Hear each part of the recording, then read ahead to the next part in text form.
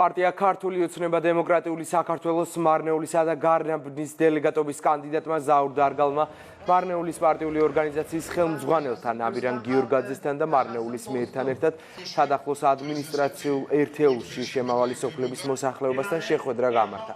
მოსახლეობას საარჩევნო კამპანია გააცნეს და ყურადღება გაამახვილდა 26 ოქტომბრის არჩევნების მნიშვნელობაზე.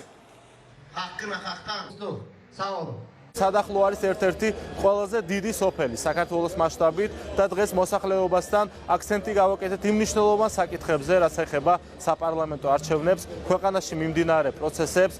მინდა გითხრათ, რომ ბევრი მნიშვნელოვანი ინფრასტრუქტურული პროექტები განხორციელდა აღნიშნულ ადმინისტრაციულ ერთეულში და დღეს ჩვენ ვიგზენით მოსახლეობის სრული მხარდაჭერა ჩვენს მიმართ და დარწმუნებული ვარ, რომ 26 ოქტომბერს სადახლოსთან ერთად მთელი საქართველო გაიმარჯვებს. ქონდა ძალიან კარგი შეხვედრა.